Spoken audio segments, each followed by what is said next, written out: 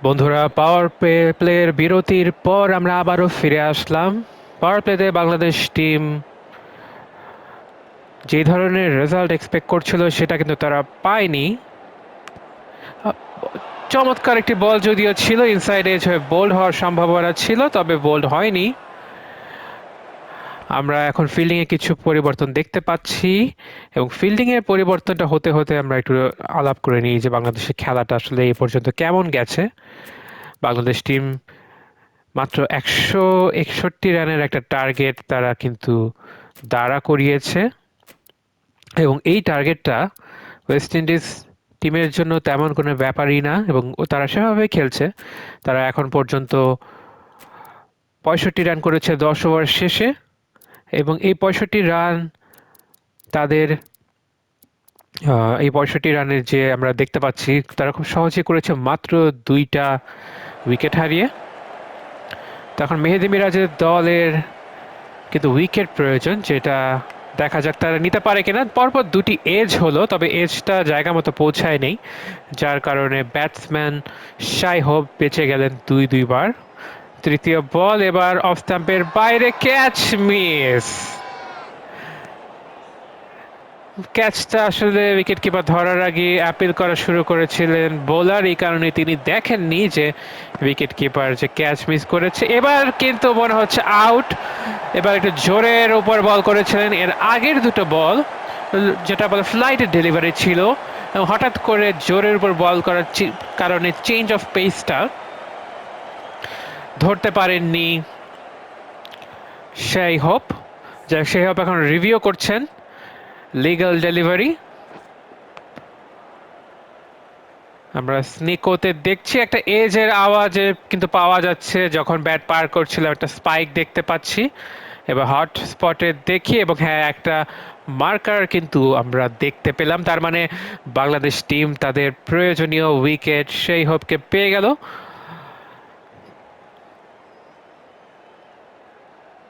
এবং এবার কিন্তু উইকেট কিপার কোনো ভুল করেননি, এবার ঠিকই ক্যাচটি ধরে ফেলেছেন। মেহেদী মিরাজের এই ওভারটিতে বেশ কিছু সম্ভাবনা উনি জাগিয়েছিলেন এবং ফাইনালি উইকেটটা উনি তুলে নিয়েছেন। অধিনায়ক সেই হোপ খুবই বিরক্ত, কোদাল মারতে মারতে ফেরত যাচ্ছেন। পরবর্তী ওভার আমরা এখন দেখতে পাচ্ছি সৌম্য সরকারকে। সৌম্য সরকার কিন্তু খুব সারপ্রাইজিংলি গত ওভারে একটা উইকেট তুলে নিয়েছিলেন পাওয়ার প্লে শেষ বলে, এই কারণেই কন্টিনিউ করছেন এবং প্রথম বলই কন্টিনিউ করলেন ওয়াইডের মাধ্যমে। বাংলাদেশ টিমের জন্য ওয়াইডের দেওয়ার এখন খুব একটা প্রয়োজন নেই। কাভার ড্রাইভ ফিল্ডারের কাছে চলে গেল সরাসরি। ব্যাটসম্যান কাইল মায়ার্স ব্যাট করছেন। এবার কিন্তু রান আউটের একটা সম্ভাবনা ছিল, তবে ব্যাটসম্যানরা বুঝতে পেরেছিলেন যে এই বলে রান আউট হতে পারে, তাই তারা কিন্তু রানটা আর কমপ্লিট করলেন না। এবার একটা লেগ কাটার দেখলাম আমার সৌম্যর থেকে, অনেকটা স্পিনিং বোলিংয়ের মতো টার্ন পাচ্ছেন সৌম্য।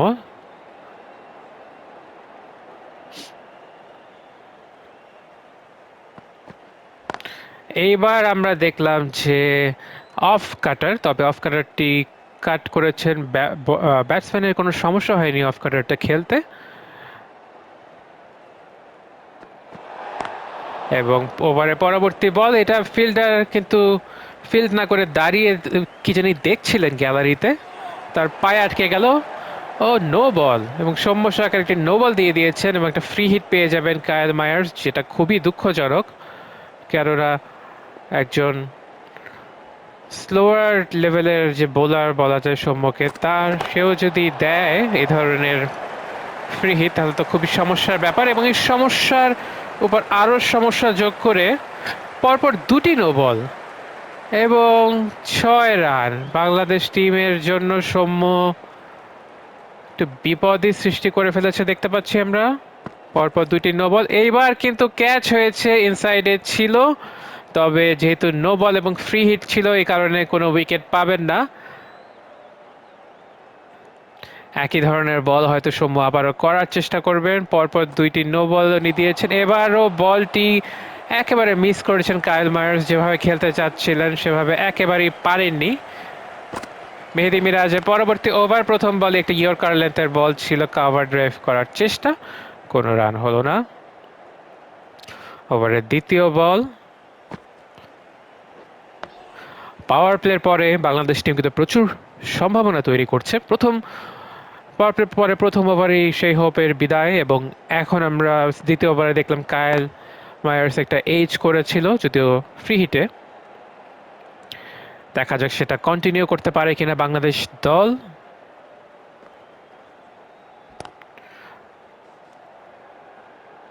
দুসরা বল ছিল মেহেদী মিরাজের, সুইপ করেছিলেন, ঠিকমতো টাইমিং হয়নি, যে কারণে কোনো রান পাবেন না। পরবর্তী বল, এবার কাভার ড্রাইভ সরাসরি ফিল্ডারের হাতে। এই পর্যন্ত ওভারে 5টি বলে কোনো রান কিন্তু পাননি। শেষ বল, এবারও কোনো রান হবে না, অফ স্টাম্পের অনেক বাইরে। একটি মেডেন ওভার, এবং আমরা দেখছি সৌম্য আবারও ফিরে এসেছেন বল হাতে। তৃতীয় ওভার তার, আবারও তার বল সম্পূর্ণভাবে পরাস্ত কায়েল মায়ার্স। ক্রস সিম বল করছেন সৌম্য, যেটা কায়েল মায়ার্সের পক্ষে বুঝে ওঠাটা কিছুটা কঠিন হচ্ছে। দেখা যাক সৌম্য এটা কন্টিনিউ করতে পারেন কিনা। না, এবার কিন্তু লেগ স্টাম্পের বাইরে ছিল এবং কায়েল মায়ার্স খুব সহজেই খেলে দিয়েছিলেন। যাই হোক, সরাসরি ফিল্ডারের কাছে যাওয়ায় 4 হলো না, তবে এটা 4-এর মতোই কিন্তু যাচ্ছিল। তৃতীয় বল, আবারও ক্রস সিম বল দেখতে পাচ্ছি আমরা। এবার ব্যাটসম্যান ঠেকিয়ে দিয়েছেন, এটা মিস করলে এলবিডব্লিউ অথবা বোল্ড হতে পারতেন।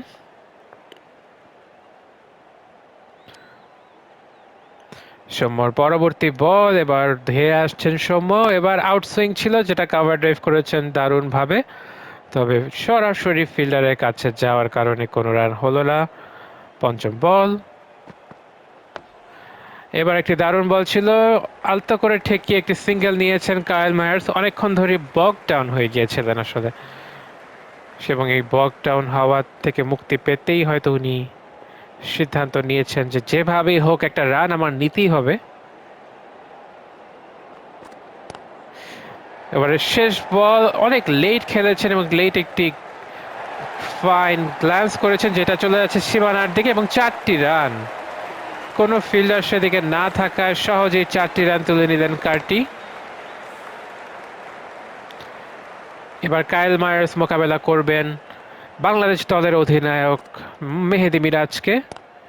প্রথম বল, মেহেদী মিরাজ রানের খাতা একদমই খুলতে দিচ্ছেন না ব্যাটসম্যানদেরকে, কোনো রানই কিন্তু তিনি দিচ্ছেন না বলতে গেলে। এবার উড়িয়ে মেরেছেন কায়েল মায়ার্স, অনেকক্ষণ ধরে আসলে বক রান হয়ে আছেন এবং উড়িয়ে মেরেছেন, বল চলে যাচ্ছে সীমানার বাইরে। আর একটি 6 রান, অফ স্টাম্পের অনেক বাইরে ছিল, কিছুটা টপ এজের ব্যাটের কোনায় লেগেছিল মনে হয়েছিল। ফিল্ডারেরও আশায় ছিলেন, তবে ফিল্ডারের কাছে যায়নি। পরবর্তী বল, অনেক স্লো এবং লোপ্পা ধাঁচের বল করছেন, যেটা ব্যাটসম্যান দেখে শুনে খেললেন। আরেকটি বল, এবং এবারও একই ধরনের বল, একই ধরনের রেজাল্ট, কোনো রান হলো না। এই 6টি মেরে কিছুটা চাপ থেকে মুক্ত করেছেন নিজেদেরকে বাংলাদেশ ওয়েস্ট ইন্ডিজ টিমের ব্যাটসম্যানরা, এবং আর একটি 4-এর মার আমরা দেখতে পাচ্ছি, তবে 4 হয়তো হবে না। বাউন্ডারি থেকে কুড়িয়ে ফেরত পাঠিয়েছেন, 2টি রান সহজেই পেয়ে গেলেন।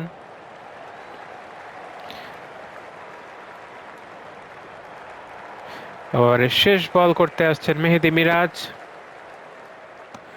দেখে শুনে ছেড়ে দিলেন, অফ স্টাম্পের বাইরে ছিল। বাংলাদেশ টিমের বোলিংয়ে আমরা একটা পরিবর্তন দেখতে পাচ্ছি, এবং আমরা দেখতে পাচ্ছি যে বাংলাদেশ টিমের অন্যতম সেরা বোলার মুস্তাফিজুর রহিম কিন্তু বোলিংয়ে ফেরত এসেছেন, এবং উনি যদিও বামহাতি বোলার, কিন্তু উনি শুরু করছেন রাউন্ড দ্য উইকেট। প্রথম বল, অফ স্টাম্পের বাইরে দারুণ লাইন লেন্থ, কার্টি দেখে শুনে ছেড়ে দিলেন। দ্বিতীয় বল একই ধরনের বল, এবার কিন্তু আরেকটু জোরের উপর ছিল, ব্যাটসম্যান খেলার কোনো চেষ্টাই করছেন না। আমরা একই ধরনের বল এবং একই ধরনের অ্যাকশন দেখছি,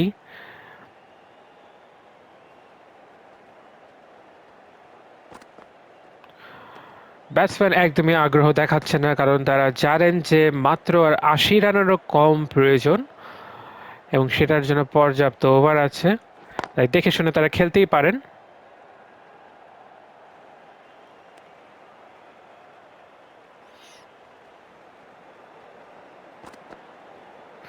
ওভারের শেষ বল এবং একটি মেইডেন ওভার। বোলিংয়ে ফেরত এসেছেন মেহেদী মিরাজ, মোকাবেলা করছেন কাইল মায়ার্স, কোনো শট অফার করেননি। বাংলাদেশ টিম কিন্তু একজন বোলার কম নিয়ে খেলছে। এবারও কিন্তু ক্যাচ না ধরে আপিল দেখলাম আমরা, যে নুরুল দাঁড়িয়ে দাঁড়িয়ে খেলা দেখছিল। আনফর্চুনেটলি যেহেতু একটা আন্ডার এজ হয়েছিল এবং এটা ক্যাচ হতে পারত।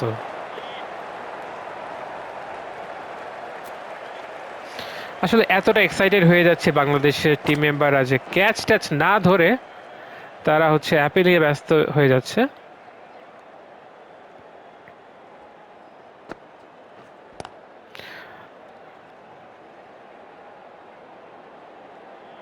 কাইল মার্স কিন্তু দারুণ খেলছেন, ৪১ বলে ৩৪ রানের ইনিংস, যেমনটা আসলে বাংলাদেশ টিমের বিপক্ষে ওয়েস্ট ইন্ডিজে খেলা দরকার, ঠিক সেই রকম পারফরমেন্সই আমরা দেখতে পাচ্ছি তার থেকে। এবারে ২টি রান পেয়েছেন এবং সেটা নিয়ে আসলে তারা সন্তুষ্ট থাকবেন, কারণ আরও ৩৫টি ওভার বাকি আছে এবং প্রতি ওভারে ২ রান করে নিলেও বাংলাদেশ টিমের বিপক্ষে জয়টা কিন্তু পেয়ে যাবে ওয়েস্ট ইন্ডিজ টিম। একই ধরনের লাইন লেন্থ, এবার কারটি এগিয়ে এসে ঠেকিয়েছেন, তবে কোনো শট কিন্তু তিনি খেলেননি। এবার স্কোয়ার কাটের মতো একটি শট খেলেছেন, বল চলে যাচ্ছে সীমানার বাইরে, ফিল্ডার দৌড়ে গিয়ে কুড়িয়ে পাঠালেন, ২টি রান হয়ে গেল। কিছুটা কমফোর্টেবল আসলে ফিল করছে না এখন কারটি। আবারও স্কোয়ার কাট, এবার আরো জোরে যাচ্ছে বলটি, তবে রেজাল্ট হবে একই রকম, ২টি রান। প্রথম ওভারটি আসলে দেখে শুনে খেলছিলেন, এই ওভারে এতটা আর পাত্তা দিচ্ছেন না, বোঝাই যাচ্ছে মুস্তাফিজকে। এবং মুস্তাফিজ কিন্তু ফিরে এসেছেন দারুণ একটি অফ কাটার বল দিয়ে, যেটা ব্যাটসম্যান কিছুই বুঝতে পারেননি।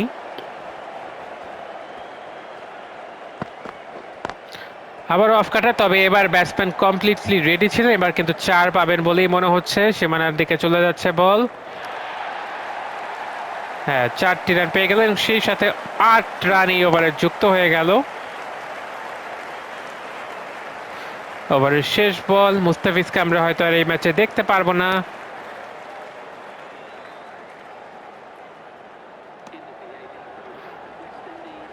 বাংলাদেশ টিম একজন বোলার কম নিয়ে খেলতে নেমেছে, যেটা একটা দুঃখের বিষয়।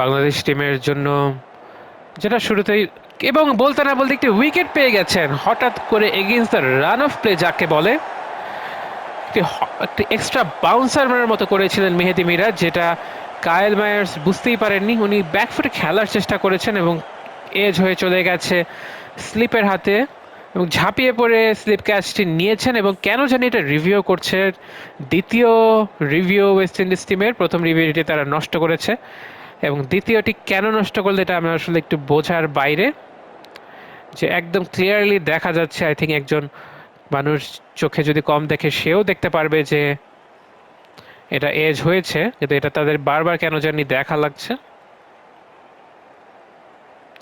তবে আশ্চর্যজনকভাবে ব্যাটের উপরে আমরা হটস্পটের যে মার্ক সেটা কিন্তু দেখছি না, একটা ম্যাজিক্যাল একটা বল মনে হচ্ছে।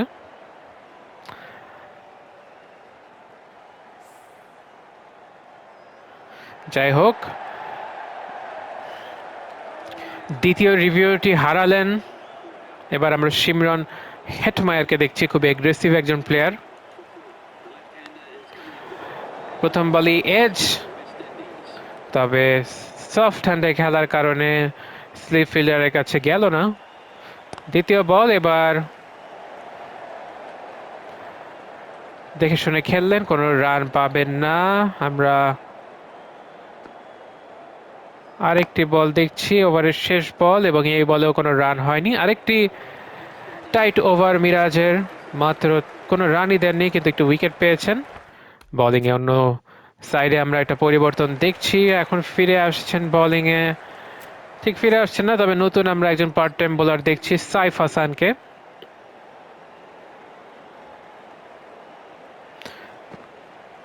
প্রথম বল অফ স্টাম্পের বাইরে, ওয়াইড কল করতে পারেন কিন্তু না, ওয়াইড কল করেননি। স্পিন করে বলটা ভিতরে ঢুকে গিয়েছে, যার কারণে ওয়াইড কল করেনি। এবং নুরুল হাসান অত্যন্ত উৎসাহী হয়ে অ্যাপিলও করেছিলেন। দ্বিতীয় বল, এবার মিড অফের দিকে ঠেলে দিয়েছেন কার্টি, কোনো রান হবে না, সরাসরি ফিল্ডারের হাতে। ওভারের তৃতীয় বলটি দেখছি আমরা, আবার একটি ফ্লাইটের ডেলিভারি, কাভার ড্রাইভ করেছেন সরাসরি কাভার ফিল্ডারের কাছে।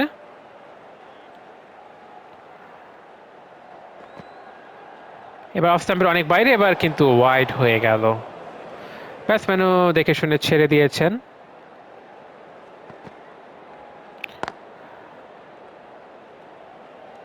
আর একটি ডট বল, তবে ডট বলে বাংলাদেশের জন্য খুব যে একটা লাভ হবে তা নয়, কিছুটা চাপ তারা তৈরি করছেন ডট বল দিয়ে, কিন্তু তারপরেই কিন্তু উইকেট হারিয়ে তারপরে কিন্তু প্রচুর রান দিয়ে দিচ্ছে বাংলাদেশের বোলাররা, যার কারণে ডট বলের বেনিফিটটা তারা ঠিক নিতে পারছেন না।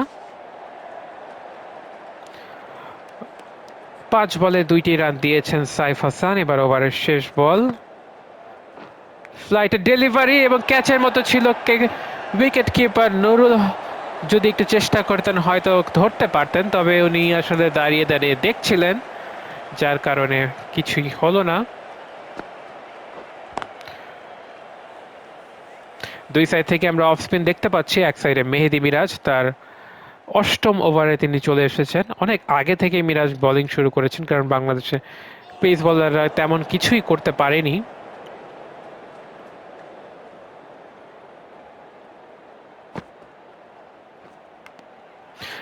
এবার একটি আউট, আরেকটি এজ এবার কিপারের হাতে চলে গেল। আমরা বারবারই দেখছিলাম মিরাজ এজ পাচ্ছেন, কিন্তু বল ফিল্ডারের কাছে পৌঁছচ্ছে না। তবে এবার তার ব্যতিক্রম হয়েছে, মিরাজ তার 8ম ওভারে, 9ম ওভারে আরেকটি উইকেট কিন্তু পেয়ে গেলেন। এবারও কট বিহাইন্ড, নুরুল এবার কোনো ভুল করেননি, এবং সিমরন হেটমায়ার ফিরে যাচ্ছেন 6 বলে 0 রান করে। দুই সাইডে এখন ডানহাতি ব্যাটসম্যান আমরা দেখতে পাচ্ছি। প্রথম বলটি শেপার্ড ডিফেন্সিভ ভাবেই খেললেন, এবার আমরা দ্বিতীয় বল দেখব তার। এবার কিছুটা জোরের উপর বল করেছেন মেহেদী, তবে কোনো রান পাবেন না। তবে ব্যাটসম্যানের জন্য টাইম করাটা কিছুটা সহজ ছিল আমি বলবো। এবার দারুণ একটি স্কোয়ার ড্রাইভ করেছিলেন, কিন্তু ফিফথ স্লিপ ঝাঁপিয়ে পড়ে সেটা ঠেকিয়ে দিয়েছে।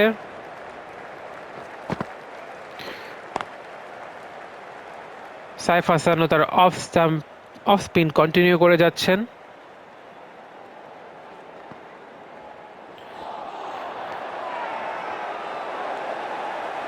আপিল করেছেন বাংলাদেশ টিম, আসলে কিসের আপিল বোঝা যাচ্ছে না, মেবি এলবিডব্লিউ, এবং বলতে না বলতে রিভিউ নিয়ে নিলেন বাংলাদেশ দলের ক্যাপ্টেন মেহেদী মিরাজ। বলটি আসলে এলবিডব্লিউর জন্যই আসলে তারা অ্যাপিল করেছেন। অফ স্টাম্পের বাইরে পিচ করেছে, একটা রেড পাওয়া গেল, এবং অফ স্টাম্পের অনেক বাইরে ইম্প্যাক্ট হয়েছে, সেকেন্ডটা গ্রিন এবং 3 নাম্বারটা হচ্ছে উইকেটের বাইরে।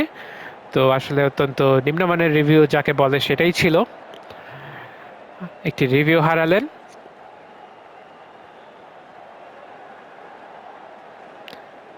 আমরা এখন দেখতে পাচ্ছি যে আবারও ফিরে আসছেন সাইফ হাসান, উড়িয়ে মেরেছেন, কিন্তু ঠিক মতো আসলে ব্যাটে বলা হয়েছে বলবো না, তারপরও 4 পাবেন, কারণ গ্যাপে পড়েছিল। তো কার্টি যে অনেকক্ষণ ধরেই বসে বসে আসলে ডট বল দিচ্ছেন, এবং একটু বিরক্ত হয়েই যেন শটটা খেললেন।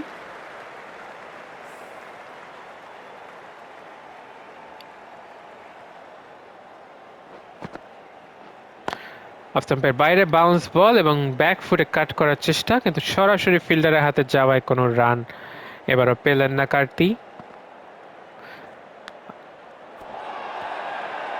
এবার কি আউট হয়েছে, কিন্তু না, ঠিক ফিল্ডারের সামনে ড্রপ খেয়েছে দুঃখজনকভাবে। দারুণ একটি এজ তুলে নিয়েছিলেন সাইফ হাসান। বারবার কিন্তু এই সুযোগ পাওয়া যায় না। মেহেদী মিরাজ তার শেষ ওভার করতে এসেছেন। বলটি স্পিন করে ঢুকে যাচ্ছিল, কিন্তু উনি দিলেন না, শেষ পর্যন্ত ঠেকিয়ে দিলেন শেপার্ড। 3টি উইকেট পেয়েছেন 25 রান দিয়ে। এবারে বলটি কিন্তু চলে যাচ্ছে ডিপ মিড উইকেটের ফিল্ডারের কাছে।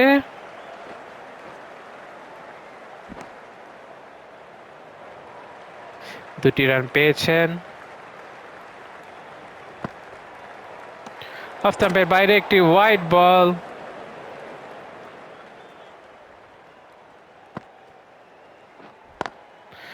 এবারও মিড অফের থেকে কিছুটা দূরে মিড উইকেটের দিকে বলটি চলে গেল এবং একটি রান। যদিও ওয়েস্ট ইন্ডিজে 5টি উইকেট পড়ে গেছে, তবে তাদেরকে কন্ট্রোলই মনে হচ্ছে। বাংলাদেশ টিম উইকেট নিয়েছে, তবে ঠিক কন্ট্রোলটা এক্সার্ট করতে পারছে না। এখানে আমি বলতে হবে যে বাংলাদেশ টিম সাকিব আল হাসানের মতো একজন বোলারকে কিন্তু ঠিকই মিস করছে। সাকিব এই ধরনের সিচুয়েশনে দলকে এগিয়ে নেওয়ার জন্য একের পর এক উইকেট নিতে পারে এবং প্রচণ্ড চাপ সৃষ্টি করতে পারে, যে চাপটা আমরা এখন পার্ট টাইম স্পিনারদের থেকে দেখছি না। এবং বাংলাদেশ যেটা বোকামি করেছে এই ম্যাচে, নাসুম কিংবা রিশাদকে নিয়ে নামা উচিত ছিল, যেটা তারা করেনি, যার কারণে পার্ট টাইম স্পিনারদের হাতেই অনেক কিছু। এবং পার্ট টাইমরা কিন্তু খারাপ যে খুব করছেন না সেটা তারা প্রমাণ দিয়ে দিলেন। তাদেরকে কিছুটা বদনামি করছিলাম এবং সে বদনামের প্রতিফল হিসেবে তারা একটি উইকেট নিয়ে নিলেন। ইনসাইড এজ শেপার্ড হয়ে গেলেন আউট। কভার ড্রাইভ করার চেষ্টা ছিল, কিন্তু বলের স্পিনটার জন্য তিনি সম্পূর্ণভাবে প্রস্তুত ছিলেন না, যার কারণে কভার ড্রাইভ করতে গিয়ে ইনসাইড এজ হয়ে আউট। এবং পরবর্তী ব্যাটসম্যান চলে এসেছেন।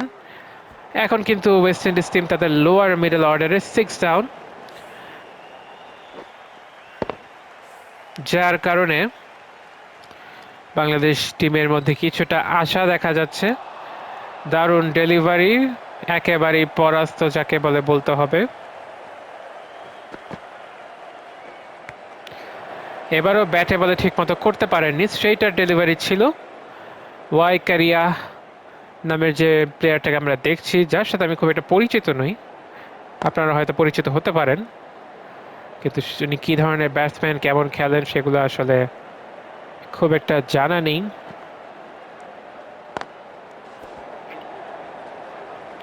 দারুণ একটি ওভার সাইফ হাসানের। আমাদের এখন নতুন একজন বোলার চুজ করতে হবে এবং বোলিংয়ে আসছেন সাইফুদ্দিন। সাইফুদ্দিনকে এই ম্যাচে বোলার হিসেবে রাখা হয়েছে, কিন্তু তাকে বল দেওয়ার আগে তিনজন পার্ট টাইমারকে মিরাজ বল দিয়ে দিয়েছেন। তো আসলে যে তাকে বোলার হিসেবে খুব একটা ট্রাস্ট করছেন সেটা আমরা বলতে পারছি না।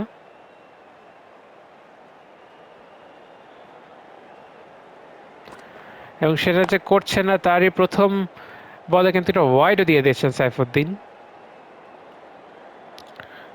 সাইফুদ্দিনকে আমি কখনোই এই ধরনের হেয়ার কাটে দেখিনি, আপনারা কখনো দেখেছেন কিনা জানি না। বল চলে যাচ্ছে বাউন্ডারির দিকে, তবে সেখানে একটা ফিল্ডার রেখেছেন মিরাজ। তিনি জানেন যে সাইফুদ্দিনের বল ওইদিকে মারাটা কিছুটা সহজ হবে।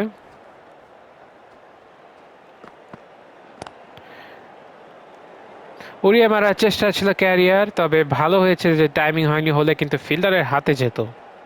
বেঁচে গেলেন এবং ওয়েস্ট ইন্ডিজও বেঁচে গেল। এবং আবারও ওয়াইড, এই ওয়াইডটি এতটাই ওয়াইড যে সেকেন্ড স্লিপের ফিল্ডারকে ডাইভ দিয়ে ধরতে হলো। 3 বলে 3টি রান দিয়েছেন। রান হিসাবে অতটা না হলেও সাইফুদ্দিনের ল্যাক অফ কন্ট্রোলটা চোখে পড়ার মতো।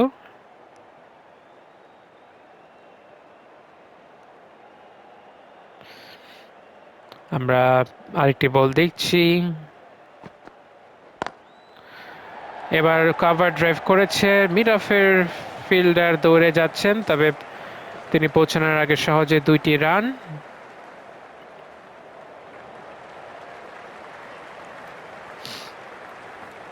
ওভারের শেষ বল, 5 বলে 5টি রান দিয়েছেন সাইফুদ্দিন। এবারও কভার ড্রাইভ হয়েছে, তবে এবার কিন্তু সরাসরি ফিল্ডারের হাতে। সাইফ হাসানকে আমরা কন্টিনিউ করতে দেখছি, কারণ 3 ওভারে মাত্র 6টি রান দিয়েছেন তিনি এবং উইকেট পেয়েছেন একটি, এবং আউট হতে হতে হলো না। বলটি উড়ে যাচ্ছিল ফিল্ডারের দিকে, কিন্তু ফিল্ডার বল পর্যন্ত পৌঁছানোর আগে বাউন্স খেয়ে ফেলে। এবার কিন্তু না, এবার একটা জোরের উপর বল ছিল, স্কোয়ার ড্রাইভ করার চেষ্টা ছিল, যেটা এজ হয়ে চলে যায় সেকেন্ড স্লিপের পাশ দিয়ে চলে যাচ্ছিল বিদ্যুৎ গতিতে, যেটা ঝাঁপিয়ে পড়ে বলটি ধরে ফেললেন আমাদের এখানকার স্লিপ ফিল্ডার শান্ত।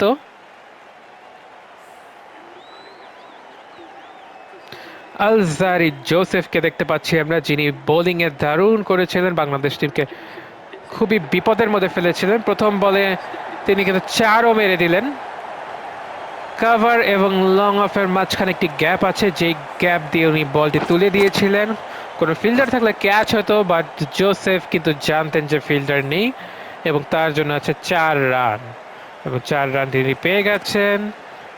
এবারও তিনি শট খেলার চেষ্টা করছেন। এটা কিন্তু বলতেই হয় যে বাংলাদেশ এখন কমপ্লিটলি বোলারদের টেরিটরিতে ঢুকে গেছে। এখন চাইলেই বাংলাদেশ জয়ের স্বপ্ন দেখা শুরু করতে পারে, এবং এই কারণে আমরা জোসেফ থেকে কিন্তু দেখতে পাচ্ছি যে অতটা ডিফেন্সিভ তিনি খেলার চেষ্টা করছেন না। তিনি জানেন যে বেশি ডিফেন্সিভ খেলে আরও বিপদে পড়বেন তারা। বোলিংয়ে আরেকটা পরিবর্তন, সাইফুদ্দিন একটি ওভার করেছেন, তারপরে আবারও ফিরে আসছেন তাসকিন আহমেদ। প্রথম ওভারে মাত্র 4টি রান দিয়েছেন তিনি, এরপরেই তাকে সরিয়ে দেওয়া হয়েছিল। প্রথম বল বাংলা ঠ্যাক দিলেন ইয়াহ কারিয়া। দ্বিতীয় বলটিতে দেখা যাক কি ধরনের ঠ্যাক দেন তিনি। এবার কোনো ঠ্যাকই দিলেন না, উনি বলটি ছেড়ে দিয়েছেন। অফ স্টাম্পের বাইরে আউট সুইঙ্গিং ডেলিভারি ছিল, খুব একটা চিন্তিত তিনি নন। একটি লেগ কাটার ছিল তাসকিন আহমেদের, যেটা লেগ সাইডে ইজিলি খেলতে পারতেন, তবে এই বলটিও ডিফেন্সিভলি খেললেন। আমরা দেখতে পাচ্ছি বাংলাদেশ টিম, দারুণ একটি বল ছিল, ব্যাটসম্যান কমপ্লিটলি মিস করেছেন, যদিও কট বিহাইন্ডের আপিল করছে বাংলাদেশ টিম। আমি যেটা বলছিলাম যে আমরা দেখছি যে বাংলাদেশ টিম ধীরে ধীরে একটা প্রচণ্ড প্রেশার কিন্তু তৈরি করতে পেরেছে। আরেকটি বল দেখলাম আমরা তাসকিনের, দারুণ জায়গায় পড়েছিল এবং সুইং করে বের হয়ে যাচ্ছিল এবং বের হয়ে গেছে। পরবর্তী বল এবার কিন্তু ব্যাটে বলে হয়েছে, ঠেকিয়েছেন। অন্য প্রান্ত থেকে সাইফ হাসান তার পঞ্চম ওভারে কন্টিনিউ করে যাচ্ছেন।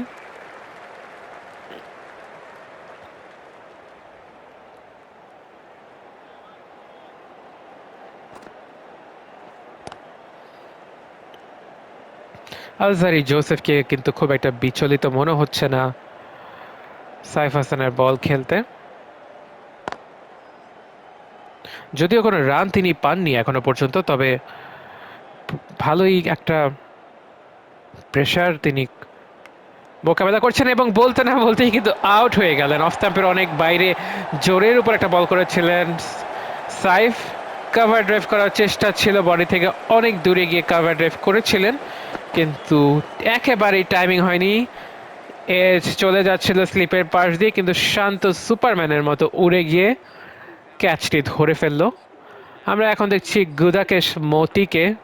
মতি কিন্তু আমাদের, আপনারা যদি মনে করে থাকতে পারেন যে মতি বোলিংয়ে প্রচুর ওয়াইড দিচ্ছিলেন, উনি যখন একবার ওয়াইড দেওয়া শুরু করেছিলেন আর থামতেই চাচ্ছিলেন না, এবং প্রচুর রান তিনি দিয়েছেন, যার কারণে বাংলাদেশ টিম যে 160-এ পৌঁছেছে তার পিছনে অন্তত 40 রানের অবদান কিন্তু মতির। সেই মতি এখন ফেরত এসেছেন, মতির সাথে আছেন কারিয়া, দুইজন মিলে খেলছেন। দারুণ একটি বল, চমৎকার কাটার ছিল, কারিয়া কিছু বুঝার আগে বল চলে গেল কিপারের হাতে। পরবর্তী বল এবার কিন্তু ব্যাটে বলে হয়েছে, প্রচন্ড জোরে বল করছেন তাসকিন আহমেদ। আগের বলটি ছিল 94 মাইল পার আওয়ার। আবারও অসাধারণ বল, ব্যাটে যদি একটু লাগে তাহলেই কিন্তু সম্ভাবনা যে চলে যাবে উইকেট কিপার কিংবা স্লিপের হাতে। এবার ব্যাকফুটে কাট করার চেষ্টা, তবে ব্যাটে বলে একদমই হয়নি। দারুণ কনসিস্টেন্সিতে বল করে যাচ্ছেন তাসকিন আহমেদ। এইবার ব্যাটসম্যান প্রস্তুত ছিলেন, মোটামুটি বুঝে গেছেন যে কি করতে যাচ্ছেন তাসকিন, এবং সেইভাবে তিনি প্রস্তুত থাকার পরে ব্যাটে বলে সুন্দরভাবে খেলেছিলেন। কিন্তু না, তাসকিনের পরবর্তী বলটি কিন্তু আবারও মিস করলেন। কোনো রান পেলেন, উইকেট পাননি তাসকিন, কিন্তু কোনো রানও দেননি, যে কারণে ওয়েস্ট ইন্ডিজ টিম ধীরে ধীরে চাপটা ফিল করতে পারছে। আবারও এজ পেয়েছেন মতির কাছ থেকে। মতি, আমি বলছিলাম যে খুব একটা ভালো আজকে তার দিনটা যাচ্ছে না, এবং দেখা যাক সেই খারাপ দিনে তিনি কিছু রান অন্তত যুক্ত করতে পারেন কিনা। এখনো পর্যন্ত 5টি বল খেলে কোনো রান তিনি যোগ করেননি, এবং মতিকে সাইফ হাসান বিভিন্নভাবে নাচিয়ে বেড়াচ্ছেন।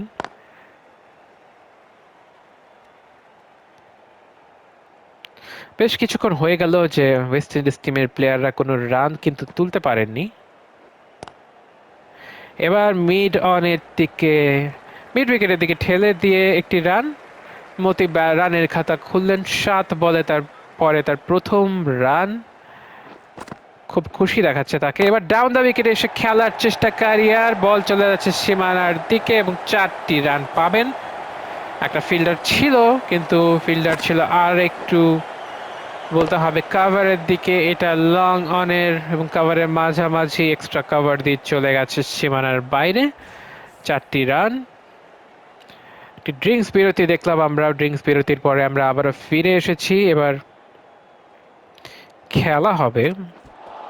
প্রথম বল, তেমন একটি খেলা হলো না।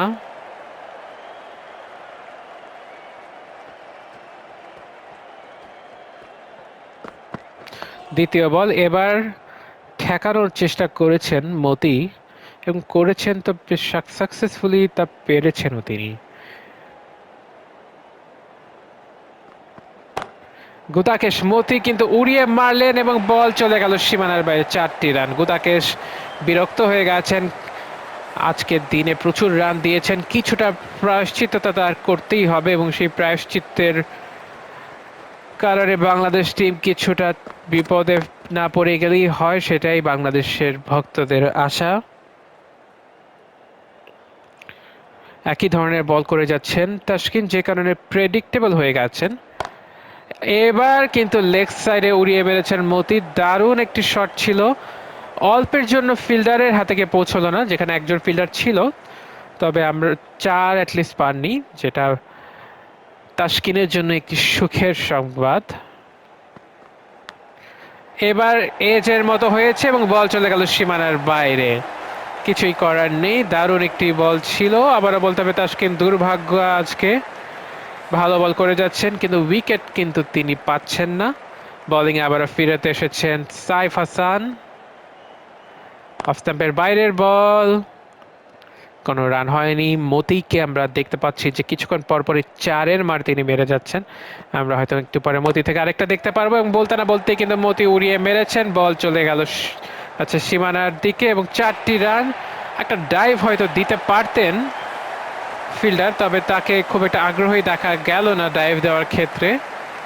মতি কিন্তু ওয়েস্ট ইন্ডিজকে আগে নিয়ে যাচ্ছেন, এবং বোল্ড হতে গিয়ে হননি, কিন্তু নুরুল হাসান কেন জানি স্টাম্পিংও করেননি। খুবই দুঃখজনক একটি মিস বাংলাদেশ টিমের জন্য। আবারও উড়িয়ে মেরেছেন, এবার কি ক্যাচ পাবেন না, ফিল্ডার থেকে 5 ফিট সামনে পড়েছে। ওয়েস্ট ইন্ডিজের এই যে শেষ মুহূর্তে যে ব্যাটসম্যানরা, তারা কিন্তু মেরে খেলছেন। তারা জানেন যে ধরে খেললে বাংলাদেশেরই সুবিধা, এবং তাদের এই মেরে খেলার পরিণতিতে ধীরে ধীরে ওয়েস্ট ইন্ডিজ চলে যাচ্ছে টার্গেটের কাছে, এবং আরও 4টি রান তারা পাবেন। অসাধারণ একটি শট ছিল, টপ অর্ডারের ব্যাটসম্যানরা দেখে মুগ্ধ হয়ে যাওয়ার মতো শট। লেগ স্টাম্পের উপরেই বলটি ছিল, এবং তিনি দারুণভাবে এটাকে পুশ করেছেন, ড্রাইভ করে দিয়েছেন অন সাইড দিয়ে, এবং 4টি রান। বোলিংয়ে একটি পরিবর্তন আমরা দেখতে পাচ্ছি, এবং পরিবর্তনের পরে আমরা দেখতে পাচ্ছি সৌম্য সরকার চলে আসছেন অন্য দিক দিয়ে, যেটাকে আমরা বলি যে রাউন্ড দ্য উইকেট তিনি বল করবেন। প্রথম বল দেখা যাক, উনি এর আগে একটি উইকেট পেয়েছেন পাওয়ার প্লের শেষ বলে। তার চেষ্টা থাকবে, ইচ্ছা থাকবে যে সেটাকে আবার কন্টিনিউ করার। দ্বিতীয় বল, এবার উড়িয়ে মারার চেষ্টা একেবারেই ব্যাটে বলে হয়নি। মতি বেশ অ্যাগ্রেসিভ মাইন্ডে খেলছেন। আবারও উড়িয়ে মারার চেষ্টা, এবার ফিল্ডার ধরে ঘুরিয়ে পাঠাতে পারবেন বলেই মনে হচ্ছে। একটি রান। পরবর্তী ব্যাটসম্যান যিনি কারিয়া আছেন, কারিয়াকে দেখা যাক কারিয়া কিভাবে খেলেন। সাইড চেঞ্জ করেছেন সৌম্য, এবার ওভার দ্য উইকেট বল করছেন। কাটার ছিল, অনেকটা অফ স্পিনের মতোই কাটার হয়ে গিয়েছিল, যেটার জন্য কারিয়া মোটামুটি প্রস্তুত ছিলেন, যার কারণে কোনো রান, কোনো বিপদে তিনি পড়েননি। রান অবশ্য হয়নি। দারুণ বল, অফ স্টাম্পের বাইরে কাটার বল ফিরে আসছিল এবং খেলার কোনো চেষ্টা করেননি কারিয়া। একই ধরনের বল সুন্দরভাবে কাটিয়ে দিলেন। আমরা এখন চলে যাচ্ছি সাইফ হাসানের আরেকটি ওভারে। উড়িয়ে মারলেন, কি ফিল্ডারের কাছে যায়নি, তবে এক মুহূর্তের জন্য হয়তো মনে হচ্ছিল যে উইকেটটা পেলেও পেতে পারেন সাইফ হাসান, কিন্তু উইকেট তিনটি তুলে নিয়েছেন, কিন্তু অনেকক্ষণ ধরে তিনি উইকেট পাচ্ছেন না, যে কারণে বাংলাদেশ টিম যেই কারণে তাকে নিয়ে কন্টিনিউ করছে সেই রেজাল্টটা কিন্তু পাচ্ছে না।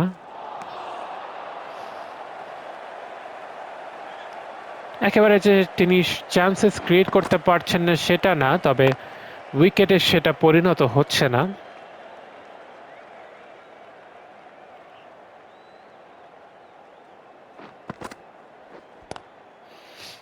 আবারও লেগ সাইডে খেললেন, কোনো রান হবে না।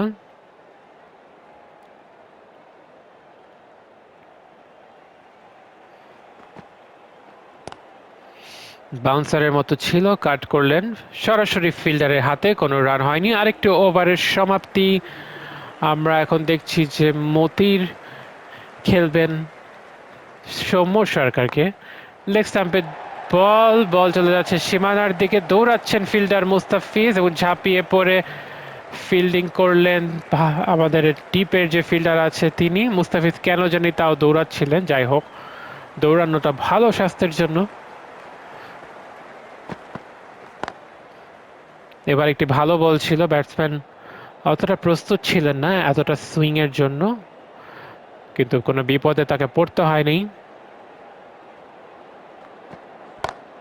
এবার উড়িয়ে মেরেছেন ব্যাটসম্যান, চলে যাচ্ছে ফিল্ডারের দিকে, না ফিল্ডারের হাতের সামনেই একটি ড্রপ খেলো, নাহলে কিন্তু একটি সম্ভাবনা ছিল বলতে হবে একটি উইকেটের।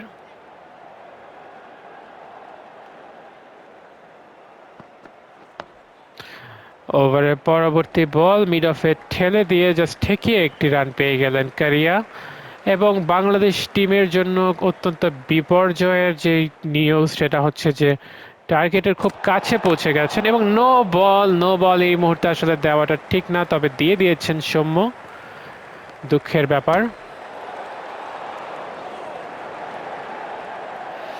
এবং একটি ফ্রি হিট পেয়ে গেলেন ওয়েস্ট ইন্ডিজ টিম, যেটা ছাড়াই তারা ভালো রান করছিলেন, এবং ফ্রি হিটে বল চলে গেল স্লিপের হাতে, ক্যাচ হয়েছে, তবে ফ্রি হিট হওয়ার কারণে কোনো উইকেট পেলেন না। এবার কিন্তু ওয়াইড আউট নয়, ওয়াইড। খুবই দুঃখের ব্যাপার যে এত এক্সট্রা রান দিয়ে যাচ্ছেন, যেখানে এক্সট্রা রানের কোনো সুযোগই কিন্তু বাংলাদেশ টিমের নেই। তো বাংলাদেশ টিম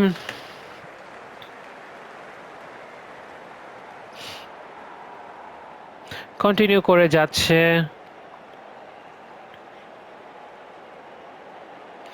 তাদের খেলা, এবং আমরা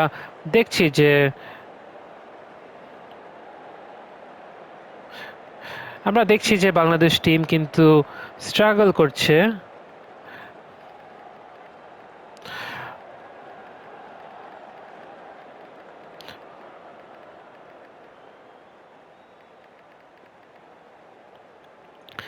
এবং এই স্ট্রাগলটা কন্টিনিউ হচ্ছে, তার মূল কারণ হচ্ছে ঠিক বোলার বাংলাদেশ চুজ করেনি। আবারও 4টি রান পেয়ে যাবেন, পেয়ে গেলেন। 152তে পৌঁছে গেছে, আর মাত্র 12টি রান প্রয়োজন। যেটা আমি বলছিলাম যে বাংলাদেশ টিমের আরও দু একজন স্পিনার প্রয়োজন ছিল। বাংলাদেশ সাইফ হাসান 3টা উইকেট পেয়েছেন সেটা ঠিক, কিন্তু সাইফ হাসান তো আসলে বোলার নয়, তিনি একজন ব্যাটসম্যান। তিনি যে এতগুলো উইকেট পেয়েছেন সেটা তো ভাগের বিষয়। আজকে যদি নাসুম কিংবা ঋষাদ থাকতো, ঋষাভ, তাহলে কিন্তু বাংলাদেশ পেয়ে যেত আরও উইকেট। শুধু শুধু অ্যাপেল করছেন, কারণ জানেন যে উইকেট না পেয়েও যদি কোনোভাবে আম্পায়ারকে একটু কনভিন্স করা যায়। এবার উড়িয়ে মেরেছেন, বল চলে যাচ্ছে ফিল্ডারের কাছে, কিন্তু ফিল্ডার কেন জানি আগিয়ে আসেন না, ওখানে দাঁড়িয়ে দাঁড়িয়ে অপেক্ষা করেন যে তার ঠিক কোলে বলটি কখন এসে পৌঁছাবে, কিন্তু কোল পর্যন্ত বলটি এখনো একবারও পৌঁছায়নি। কারিয়া এবং মতি ম্যাচটিকে কমপ্লিটলি ঘুরিয়ে দিয়েছেন।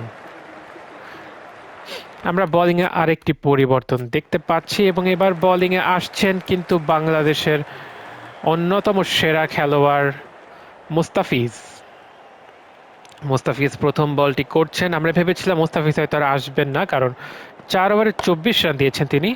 প্রথম বল উড়িয়ে মারেছেন, ফিল্ডারের কাছাকাছি যাচ্ছে, ক্যাচ হতে পারে এবং ক্যাচ ধরে ফেলেছেন। মুস্তাফিজকে ফিরিয়ে আনার ডিসিশনটা সম্পূর্ণভাবেই ঠিক ছিল। মুস্তাফিজও খুশি, বাংলাদেশ টিমের সবাই খুশি, কিন্তু ওয়েস্ট ইন্ডিজ টিম এবার চিন্তাটা তাদের আবারও ফিরে আসতো, তো তারা কি আজকে হেরেই ফেরত যাবে, সেটাই কি তাদের ভাগ্যে আছে। দেখা যাক কি হয়। গুদাকেশ মতি 30 বলে 22 রানের একটি খুবই চমকপ্রদ ইনিংস খেলেছিলেন বলতে হবে। তবে এখন তার বিদায়ের পালা, এসেছেন নতুন ব্যাটসম্যান সিলসও কিন্তু বোলিংয়ে খুবই বিরক্ত করেছে বাংলাদেশ টিমকে, খুব ভালো বোলিং করেছিল। এবার দেখা যাক তিনি ব্যাটিংয়ে কি করে।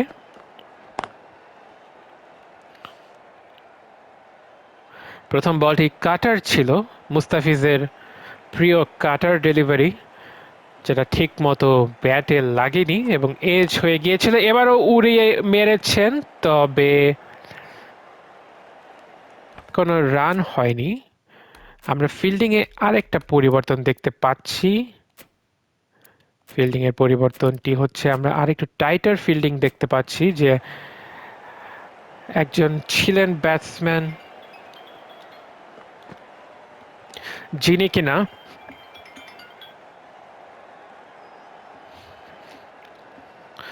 দুঃখিত, আমি যেটা বলছিলাম যে ফিল্ডিংয়ে ডিপ কাভারে যিনি ছিলেন তাকে কিন্তু ফিরিয়ে নিয়ে আসা হয়েছে একটু ভেতরের দিকে, শর্ট কাভারে। আরে ফিল্ডার এখানেও দাঁড়িয়ে দাঁড়িয়ে কি জানি দেখছিল। এই ব্যাপারটা আমরা 3-3বার দেখলাম যে ফিল্ডারদের খেলার প্রতি মনোযোগ নেই, তারা কি জানি দেখে স্ট্যান্ডে।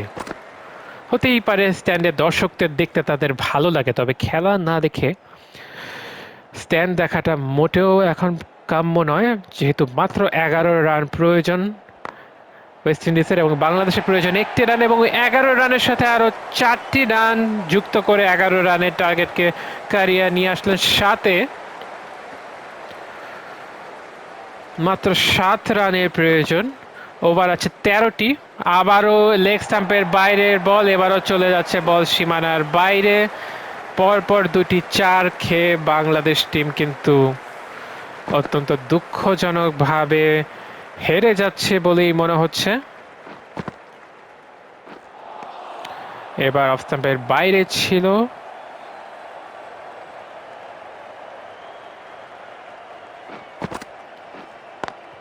আবারও ঠিক কভার ড্রাইভ,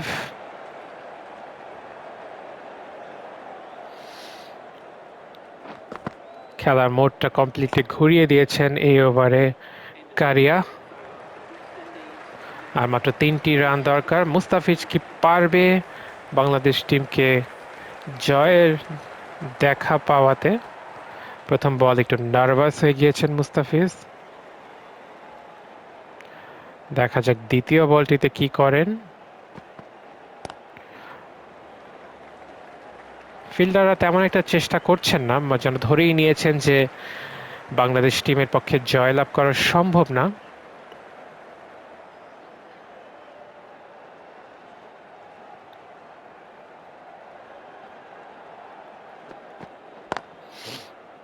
এবার কিন্তু ঝাঁপিয়ে পড়ে ঠেকালেন, এবং এই ধরনের এফোর্টই কিন্তু বাংলাদেশ টিমের দেখানো দরকার। শুয়ে বসে খেলার মতো স্কোর বাংলাদেশ করেনি। এবার উড়িয়ে মেরেছেন এবং 4টি রান পেয়ে যাবেন, এবং সেই সাথে জয়লাভ করলো ওয়েস্ট ইন্ডিজ, এবং বাংলাদেশ সিরিজের প্রথম ম্যাচে পরাজিত হয়ে 1-0-তে পিছিয়ে গেল।